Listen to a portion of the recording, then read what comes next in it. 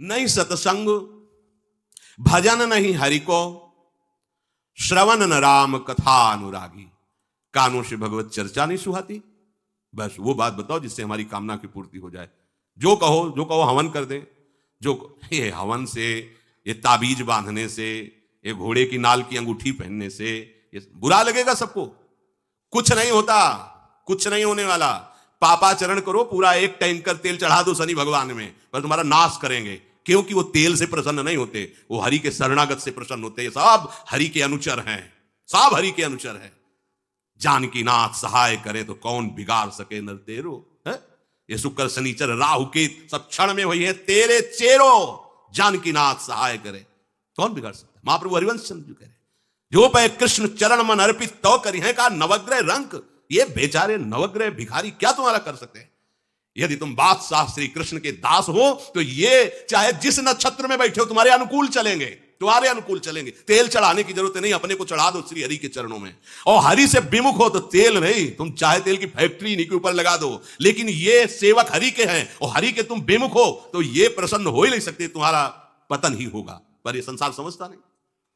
भगवान नाम से मतलब नहीं, भगवत आराधना से मतलब नहीं। अरे भाई ये लोकपाल हैं, जानते हो भक्त को भी काम क्रोध क्यों सताता है। ताकत नहीं इनकी प्रवेश कर जाए, अहंकार है इसलिए। और भगवान को अहंकार अच्छा नहीं लगता, इसीलिए भगवान के सब दूत हैं, चढ़ बैठते हैं। देख तू कितना बड़ा साधक, कितना बड़ा भजनानंदी, दिखा हमें। अब फेल तो मैं भगवान की शरण, तो हो ना भगवान की शरण। और भगवान की शरण में हो जाए तो यही महासुख प्रदान करने लगते हैं, और कोई नहीं। इन्हीं के लड़का बच्चा है। द्वारिकाधीश के पुत्र रूप में कौन प्रकट हो रहा है? भगवान कामदेव, जो प्रद्युम्न अवतार है, साक्षात कामदेव हैं। कामदेव साक्षात आ रहे हैं। हम प्रभु से विमुख हो, कोई हमारा सहयोग कर सकेगा? कोई नहीं कर सकता। और अगर करने गया तो वो भी उल्टा टंग जाएगा। ये भी बात समझ लो। भगवान देख लो, हम आपको उदाहरण बता रहे हैं कि तो कैसे काशी नरेश, पौंड्रक, ये सब मिलकर भगवान के विरोध में हुए। भगवान ने सुदर्शन चक्र को छोड़ा, काशी नरेश पौंड्रक सबका उद्धार किया। और काशी नरेश का पुत्र था सुदक्षिण। उसने विचार किया कि ये तो बहुत बड़े अपमान की बात है। भगवान शंकर की नगरी में रहता, काशी में महामृत्युंजय है, काल के भी महाकाल हैं। पंडितों से कहा ऐसा उपाय नहीं कि द्वारिका को भस्म कर दें। बोले है, भगवान शिव के ऐसे ऐसे मंत्र हैं कि वो तो विनाशकारी भी तो है ना, वो बहुत सुंदर भी है। कर्पूर गौरम करुणावतारम संसार सारम, करुणा के स्वरूप है। आशुतोष नाम है। एक चुल्लू जल ऐसा कोई देवता नहीं मिलेगा जो संसार में कोई देवता नहीं खाता, वो इन पे चढ़ाए जाते हैं। अकौड़े का फूल, धतूर का फल, ये कोई पता है? नहीं पता। इतने से वो प्रसन्न, इसीलिए आशुतोष रीझ जाए तो पूरा नगर का नगर सोने का ऐसे दे दिया, लंका उन्हीं दे दिया। और अगर दृष्टि बदल जाए तो हनुमान जी बनकर पूछ में आग लगा उसी लंका को नाश कर। बड़े विचित्र हाँ है भगवान शंकर, विनाशकारी, द्वारिका को भस्म कर सकते हैं। आराधना की सुदक्षिण ने, बड़े बड़े विद्वान बुलाए। काशी तो विद्वानों की नगरी, और ब्राह्मणों की विद्वता तभी सार्थक है जब प्रभु में उसका समापन हो। विद्या कौन? जो भगवान से मिला दे। अविद्या कौन? जो अहंकार माया में लगा दे। तो उन विद्वानों की यह समझ में नहीं आया कि किसके विरोध में मुझे अनुष्ठान में बैठाना है। बैठ गए, अनुष्ठान शुरू किया। तो मंत्रों में ताकत तो है ही। भयंकर कृत्या प्रकट हुई, विश्व का विनाश करने की सामर्थ्य रखने वाली। मंत्रों के द्वारा उसे प्रेरित किया, जाओ द्वारिकापुरी को ही भस्म कर दो। और यह पता नहीं था कि द्वारिकापुरी ब्रह्मा की बनाई हुई नहीं है।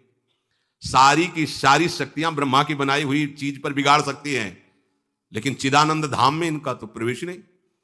अब दूर से द्वारिका में दिखाई दिया, भयंकर ज्वाला में कृत्य आ रही। लोग भागकर भगवान के पास गए, प्रभु कोई भयानक मंत्र से आविष्ट होकर कृत्य आ रही जो नष्ट करना चाहती द्वारिका। तुम्हें घबराने की जरूरत नहीं, ना बताने की जरूरत है। द्वारिका हर समय सुदर्शन से सुरक्षित है। और सुदर्शन कोई जड़ चक्र नहीं है, वो चैतन्य भगवत पार्षद है। जब जहां जैसा अवसर आता है वैसा वो रूप रख लेते हैं। एक को मारना है तो 100 अरे वाले, हजारों को मारना है तो 1000 अरे वाले, और अगर पूरा सिस्टम विनाश करना है तो अनंत अरे वाले सुदर्शन चक्र हो जाते हैं। और जब सेवा ये नहीं होती तो हाथ जोड़े भगवान के पास खड़े रहते हैं। ये कोई जड़ वस्तु नहीं कि तलवार है भगवान की तो तलवारें बनी खड़ी रहेगी, नहीं, पार्षद स्वरूप है। आवश्यकता हुई वही कौमुदी की गदा सुदर्शन, ये सब दिव्य है। पांचजन्य शंख, सुदर्शन चक्र सेवा में थे। भगवान ने आदेश किया, देखो क्या है। सुदर्शन चक्र ने दौड़ाया कृत्या को, वहीं चल जहां से आई तू, वहीं ले गए जहां पंडित लोग सब सावधान, मंत्र से अपने को सुरक्षित किए। ये बड़े खतरनाक अनुष्ठान होते हैं, जो मारण अनुष्ठान होते हैं, बहुत खतरनाक होते हैं। मतलब अगर सही माने में वो भगवत आराधक नहीं है तो फिर नष्ट भी कर देंगे, ऐसा नहीं। तो एक प्रसंग आता है कि एक शालिग्राम भगवान को नचा करके पैसे लेते थे। बहुत से लोग इकट्ठा हो गए, तो चमत्कार को देखने वाले संसारिक जन होते हैं, तो ऐसे शालिग्राम रखते, ऐसे करते, शालिग्राम ऐसे ऊपर उठते, ऐसे ऐसे ऐसे ऐसे नचाते, और लोग अरे देखो भगवान इनके इशारे से नाच रहे हैं। ऐसा एक भक्त तो उसी नगर में एकांत में भजन करते थे, बड़े कई शिष्य उनके थे, भिक्षा मांगने हो गए, उन्होंने देखा, आके गुरुजी से, उनका ऐसा भक्त कभी कर ही नहीं सकता। भगवान का भक्त अपने भगवान को प्रदर्शन नहीं बनाता, ये तो कोई तांत्रिक है, भक्त नहीं है। भक्ति की अलग संज्ञा होती है। ये कोई तंत्र सिद्ध आदमी है जो भक्ति का नाटक करके लोगों को ठग रहा है। बोले महाराज फिर आपको चलना चाहिए, क्योंकि हजारों लोग उससे प्रभावित हो रहे। बोले हम गए तो उसका सब बंद हो जाएगा, ये दुकान मकान। बोले चलो ना महाराज, बड़ा ऐश्वर्य जमा हो रहा था, लोग भेंट जा। वो गए, बस अंदर से नाम जप करते हुए जो खड़े हुए, तो कुछ नहीं, कोई भी उसका मंत्र, वो आसपास दृष्टि डाला, कौन आया नया, तो उसी में देखे फटे पुराने कपड़े पहने, तेज से चमकते हुए भक्त। तो उनका तुम चले जाओ यहां से। तो उनका नहीं, हम चले जाने के लिए नहीं आए, हम आपको बताने आए, ये नाटक मत करो, अगर सही आराधना करो इनकी तो ये लोग क्या देंगे, ये तो परम पद दे देंगे, शालिग्राम भगवान है, आप भगवान का ऐसा प्रदर्शन करते हो। अब लोगों का विरोध शुरू हुआ, क्योंकि इतने बड़े संत जब बोल रहे तो सब लोग, अब उसको बहुत बुरा लगा कि हमारी तो सारी दुकान बंद हो गई। और एकांत में जाकर उसने मूठ का प्रयोग किया, ये मारण होता है मंत्रों से, एक खप्पर में आग जैसी जलती है, उसमें अभिषिक्त करके भेजा जाता है, और जिसके पास भेज दिया गया वो उल्टी में खून, शौच में खून, 2-4 जितना समय रखा गया उसके अनुसार मर जाएगा वो। पर ये साधारण लोगों की, भजनानंदियों के ऊपर नहीं। भजन वाले मत डरे, साप ताप रोग शोक, किसी का श्राप भी आपको छू नहीं सकता। कोई ताप, कोई दोष, कोई रोग, कोई मारण, कोई मूठ, किसी के सामर्थ्य नहीं। राधा राधा राधा, जिनके चरणों में सुदर्शन चक्र बसता है वो है किशोरी जी, जो लाल जो हाथ में रखते हैं ना, श्री जी के चरण चिन्हों में सुदर्शन चक्र है। वो मूठ गई महात्मा की कुटिया के सामने, और बस जैसे मक्खियां भिनभिनाती ऐसी आवाज आई, बस वैसे नाच रही थी बाहर। तो वो डेहरी के पास आए और उनका, हमारी दृष्टि में भगवान की सिवा कोई नहीं, आप में भी भगवत शक्ति है, क्या आप ये नहीं समझते हैं कि निरपराध के लिए मारण किया गया है? हमारे में सामर्थ्य है, हम आपको अभी नष्ट कर सकते हैं। अरे भगवान के नाम में आप जाओ और उनको दंड दो। कोई मंत्र नहीं पड़े थे, मूठ वापस हुई और मुंह से खून, सौंच से, उन्हीं के त्राहिमाम मच गया। फिर उनको लगा कि मुझे जाना चाहिए उसकी रक्षा के लिए, गए, भगवान नाम स्पर्श करते हुए इससे माथे पे हाथ, सब शांत हो गया। बोले अब अवसर हम दे रहे हैं, अब नाम जप कर लो, नाटक बंद करो। उस चरणों में गिरा, उसी दिन शिष्य बन गया। तो सुदर्शन चक्र ने कृत्या को नष्ट नहीं किया, वहां द्वारिका में दौड़ाया। जब काशी पहुंची, काशी भगवान विश्वनाथ जी के त्रिशूल में बसी हुई है और शिव की दृष्टि से सुरक्षित है। जो वहां श्रद्धापूर्वक वास करे उसका मोक्ष अनिवार्य है, तारक मंत्र देकर शिव करते हैं। पर उस कृत्या को सुदर्शन ने नष्ट किया, और जितने ब्राह्मण थे सबका राधे राधे, और पूरी काशी में आग लगा दी। तो विश्वनाथ जी मुस्कुराए, नाराज थोड़ी, क्योंकि विश्वनाथ जी ने कह दिया था यदि ब्राह्मण विरोधी कोई है तो हमारा ये मारण काम कर जाएगा। उनको ये समझ में नहीं आया कि नमो ब्रह्मणे देवाय भगवान का नाम है, वो जानते थे। तो कोई भी भगवत विरोध भाव लेकर के किसी भी देवता की आराधना करके कुछ नहीं होने वाला, किसी भी देवता। एक तांत्रिक बहुत वो संतों को परेशान करता था, धर्म सम्राट स्वामी श्री करपात्री जी महाराज, ये बहुत पुरानी बात नहीं है। उन्होंने, संतों ने आगे बताया कि बहुत अपमान कर देता है। उन्होंने कहा ठीक है, गए, हाँ भाई शुरू हो जाओ तुम, जितना तुम्हारे पास तंत्र है, हम एक भी मंत्र नहीं बोलेंगे, दंड लिए हुए हम एक भी मंत्र नहीं बोले, हम केवल खड़े, तुम प्रयोग करो। वो जो उसके तंत्र के प्रयोग, नारायण नारायण नारायण नारायण, कुछ नहीं बोले। अब हम प्रयोग करें, तो उठा, साष्टांग दंडवत हुआ। बोले आप धर्म सम्राट करपात्री जी हैं क्या? क्योंकि इतनी सामर्थ्य केवल उन्हीं में है जो मुझे रोक सके दूसरे। बोले बंद कर दो, दोबारा शिकायत नहीं आनी चाहिए हमारे पास। तंत्रों में बड़ी सामर्थ्य होती है, लेकिन भगवान में अनंत सामर्थ्य होती है, अनंत सामर्थ्य होती है। इसलिए हमें कभी भी प्रभु से विमुख होकर कोई भी देवता बचा लेगा, ऐसा सोचना भी नहीं कि हम किसी की आराधना करके, ऐसा नहीं, वही आपको नष्ट कर देगा। भरत जी को, जड़ भरत जी को पकड़ ले गए जो चोर लोग थे, दस्यु लोग। उन्होंने देवी जी को कहा, बड़ा भ्रम है यार, वो जगत माता है, अम्मा है सारे जगत की, और बकरे की बलि दे लेते। उनका बच्चा बकरा नहीं हुआ क्या? जब जगन माता है, जगदम्बा है, जगद अम्बा है वो, तो क्या ये छोटे छोटे जीवों को जो बलि देते हैं, क्या उनको ये पता नहीं कि ये उनकी अम्मा है? उनके सामने काट रहे हो, मां तुमसे प्रसन्न होगी, काट लो, अभी अवसर आएगा तब तुम्हें पता चलेगा। अब वो जो पकड़ के लाया गया था मनुष्य बलि के लिए, तो वो दस्युराज, बाजार सी लगी थी, उत्सव मनाया गया, उसे कहा गया था जो मनावे सो खाओ। तो जहां जाता अच्छे अच्छे पदार्थ खाता। तो दुकान वाले ने खा ले, थोड़ी देर बाद गड़ासा चले करते। बोले क्यों? तो बोले तुम्हें पता नहीं क्या? बोले नहीं। बोले बलि के लिए लाए गए हो। अब तो जलेबी मुंह की मुंह में रह गई। इसके बाद गड़ासा चले, आसपास देखा तो रक्षक इधर उधर थे, भाग लिया। अब रक्षकों ने देखा कि वो तो है ही नहीं। अब उनको बड़ा भय लगा। अब वहां कोई फोटो थोड़ी खींची गई थी कि बलि किसकी चढ़ानी है। अब वो भागे, महाराज जी बैठे थे पद्मासन में, जड़ भरत जी ब्रह्माकार वृत्ति, इन्हीं को पकड़ ले गए। बढ़िया तगड़ा तंदुरुस्त है। और दस्युराज ने कहा बलि का जो वो लाया गया, हाँ महाराज अष्ट देख के प्रसन्न हो गया। तेजो में हष्ट पुष्ट ब्रह्माकार वृत्ति इनकी। बोले स्नान करवाओ। सालों से स्नान नहीं हुआ तो को उपटन लगा के स्नान कराया। खीर पुआ रबड़ी रसगुल्ला सामने भोग लगाओ, दबा के खूब खीर पूरी रबड़ी पाई। अब वो तो भगवान के प्रेमी भक्त है, ब्रह्माकार स्वरूप है, अपने स्वरूप में स्थित है। इसके बाद तिलक लगाया। बोले गर्दन झुका। भरत जी अंदर से खीर खाया ना, अब गर्दन भी झुका, गर्दन भी कटेगी। भक्त की गर्दन यदि श्रद्धा से झुके तो ठीक, अगर जबरदस्ती से झुका दिया तो तुम झुकाने लायक नहीं रह जाओगे, भी ध्यान रखना। क्योंकि ये गर्दन अब गर्दन नहीं है, किसी और की शान बन चुकी है। भक्त की गर्दन किसी की शान है और वो उनकी शान है जो सबकी जान है। देवी जी की मूर्ति में आग लग गई, दाह शक्ति पैदा हो गई। जे ही जड़ भरत जी का शरीर ऐसे किया, फाड़ करके मूर्ति भद्रकाली प्रकट हो गई। और जो गड़ासा काटने उसी को उठाया, काट काट के उन्हें दस्युराज से लेकर समस्त सांप को काट करके खून की होली खेल दी। भरत जी ने देखा जब कोई काटने वाला नहीं है तो बोले ठीक है अब चलो पचाने के लिए टहलते हैं, थोड़ा खीर पुआ खाया, चल दिए, कोई रोक। देवी जी से एक बार भी लिखा कि मां बड़ी कृपा। जो भगवान का भक्त है वो दूसरे की कृपा भी नहीं मना सकता। नहीं, एक बार भी मुड़कर ऐसा प्रसंग नहीं आया कि देवी जी के देख बड़ी रक्षा के, कुछ नहीं। प्राण जाने पर कोई भय नहीं, रक्षा होने पर किसी की स्तुति नहीं। अपने मंगल विधान हरि आश्रय, सत्संग हरि आश्रय देता है, बहुत बड़ा बल हरि है, मान लो। एक दिन आपसे कह रहे थे कि जब आपने देखा नहीं उनको, उनसे बात नहीं हुई और आप उनके जनों से बात सुनकर उनकी तरफ चल पड़े, इस बात से हरि आपके ऋणी हो जाते हैं। भगवान इसी बात से ऋणी हो जाते हैं। बस ये बात आप हृदय में बैठा लीजिए। जैसे लोग प्रश्न करते हैं ना कि हमने भगवान को देखा नहीं, भगवान को हम कैसे, किसी की बात तो मान लो ना। आप मान लो, वो तो आपके अंदर भी बैठे हुए हैं, वो आपको इतना प्यार देने लगेंगे। जहां कोई सहायक नहीं होगा वहां हरि आपको दिखाई देंगे, देख लेना। बिगड़ी ऐसे क्षण में बन जाती है, ऐसा लगता है गला कटा तो वो तलवार गले तक आएगी, हार बनकर सुगंधित फूल बन जाएगी, पर गले तक आने आने तक तुम्हारी निष्ठा देखी जाएगी। नहीं नहीं, बस मेरे हरि का यही विधान, वो आते आते हार बन जाएगी। वो तलवार तुम्हारा गला नहीं काट पाएगी क्योंकि गले में हरि नाम चल रहा है। मान लो हमारी महालक्ष्मी चरण चापती रहती, क्या चाहिए तुम्हें, क्या चाहिए? आप सच्ची मानिए, क्या मतलब कितनी मलिनता छा गई है। हम इसको मार देंगे तो 2 लाख रुपए मिल जाएंगे, ये कर देंगे तो, अरे भैया अगर तू हरि नाम जपेगा तो इसकी कीमत नहीं है, कीमत नहीं, अमूल्य वस्तु है। इसके ब्याज में तू कुबेर बन सकता है, मूल्य तो कभी खत्म होता ही नहीं है। ब्याज में तू ब्रह्मा बन सकता है, बनना तो चाहे।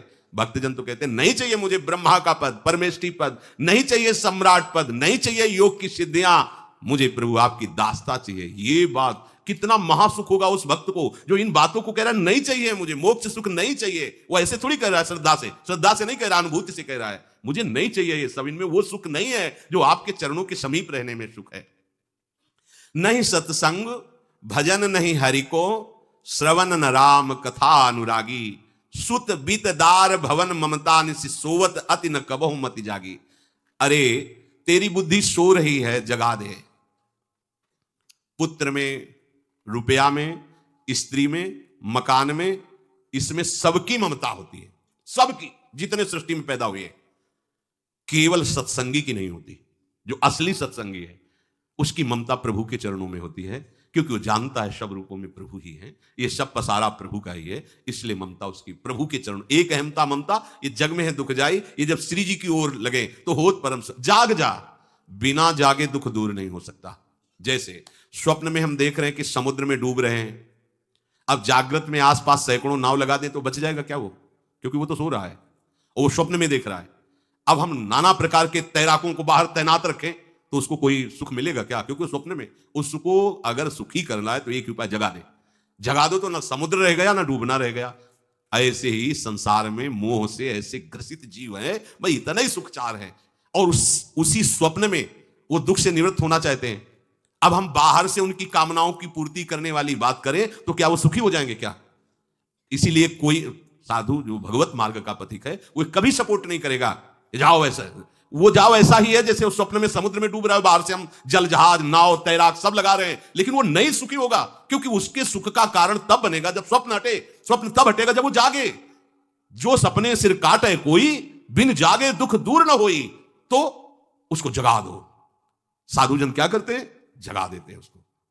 जागो, कहां मोह निशा सब सो निहारा, देखे स्वपन अनेक प्रकारा, यही जग जामिन जागे जोगी।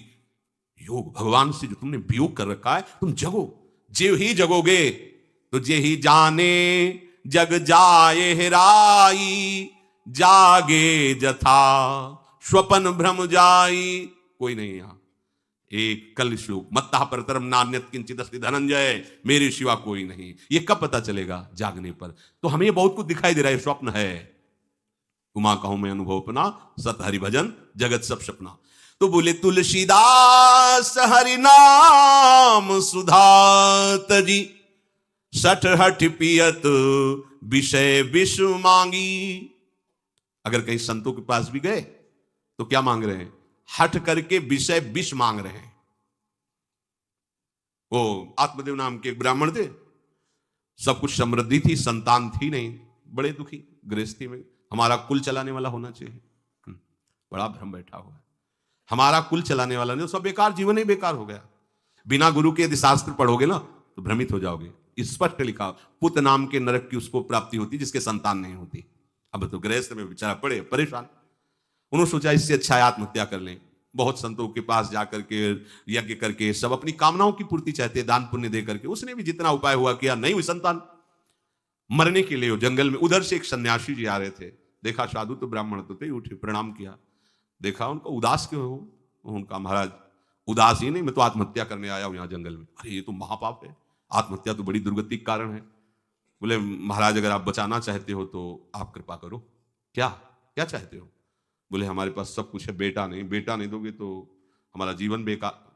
तो उन्होंने अंतर्दृष्टि से देखा और कहा 7 जन्म तक तेरे पुत्र नहीं भाग्य में तेरे लिखा है। तो उसने कहा फिर तो अभी मरते हैं, आत्महत्या करते हैं, 7 जन्म की बात, हम 7 दिन नहीं जिएंगे, हमें पुत्र चाहिए। संत का दयालु। देखो जिनके पास तपस्या और भजन का धन होता है, जब भगवान अधीन है तो कुछ भी कर सकते हो, कुछ भी कर सकते हैं। प्रारब्ध मिटाना कोई बड़ी बात नहीं। प्रारब्ध जानते, कोई देवता थोड़ी है, तुम्हारा पीछे का किया हुआ कर्म है। और इधर जोर का भजन है, भजन के प्रभाव से कर्म को नष्ट करने में देर थोड़ी लगती है। ये तो अच्छे शुभ कर्म करो तो तुम्हारा प्रारब्ध बदल जाएगा। भजन का प्रयोग प्रारब्ध बदलने के लिए थोड़ी है। पर वो ऐसा हट किए तो उनका देखो, हट करने से लाभ नहीं मिलता है।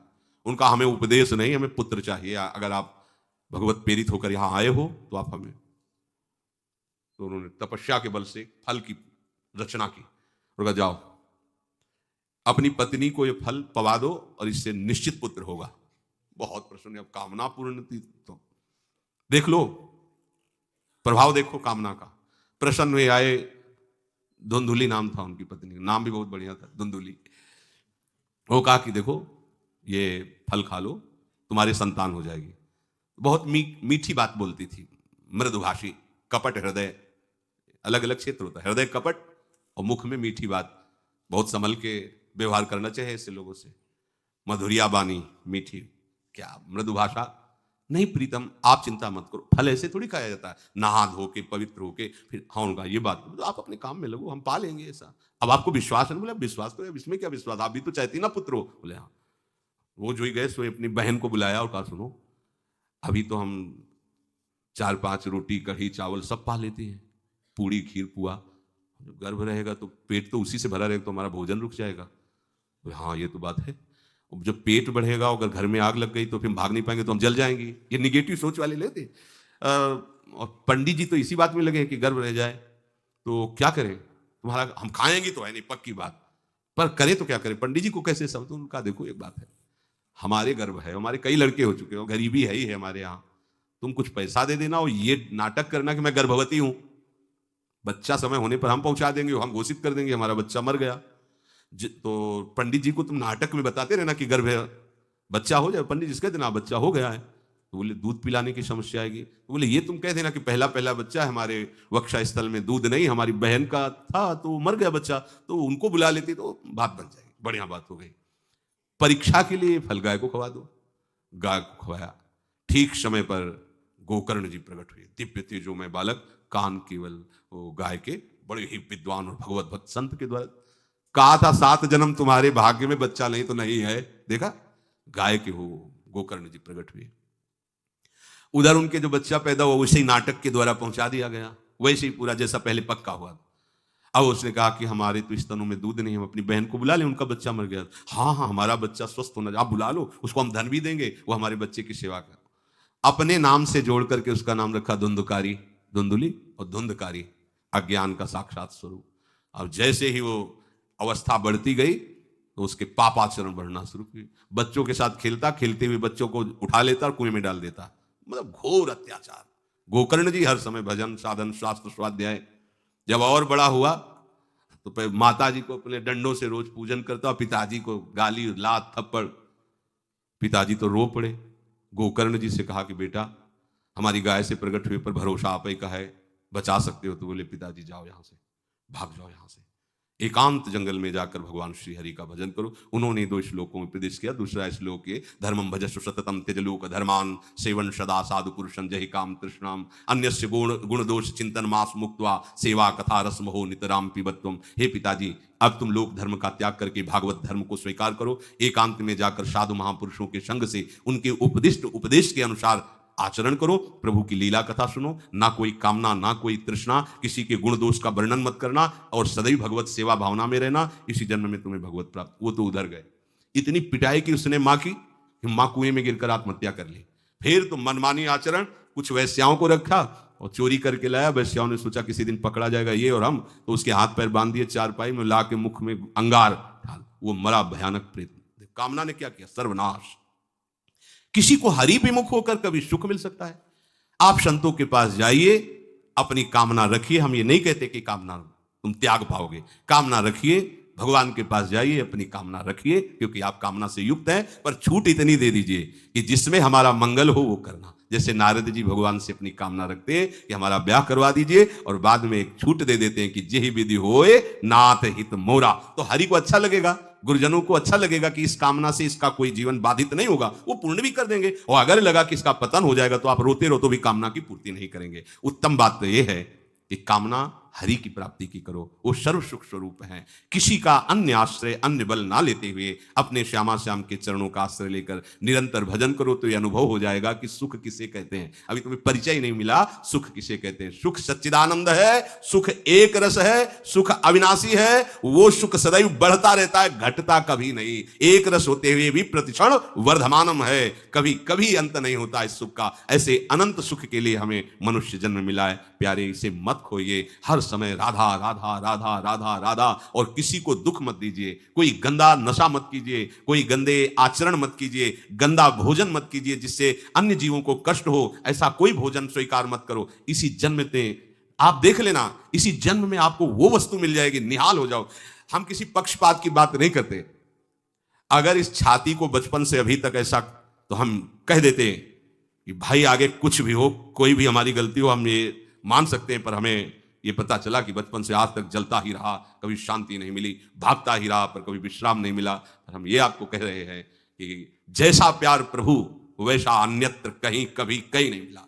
और प्रभु के प्यार का मूर्तिमान स्वरूप हमारी प्यारी जू, निहाल कर दिया प्रभु ने। प्यारी जू के चरणों का आश्रय और उनका परिचय देकर पूछो, बस यहाँ वाणी मौन हो जाती है। प्यारी जू तो प्यारी जू, और हम ही नहीं, आप सब महाभाग्यशाली है। वृंदावन आए, राधा किशोरी जी के घर में आए और उनकी चर्चा सुन रहे हैं, उनके सिद्धांत सुन रहे हैं। कहीं ना कहीं आपके अंदर उनकी तरफ बढ़ने की इच्छा भी है, ये बहुत बड़ी बात है। बस इस इच्छा को, इस आशा को इतना बढ़ा लो कि कोई इच्छा न रह जाए, कोई आशा न रह जाए, हर समय निरंतर नाम।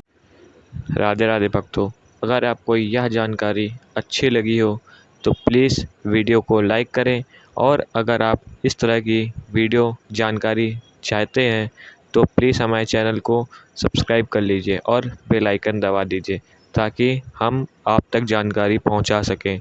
धन्यवाद। राधे राधे, हरि हर।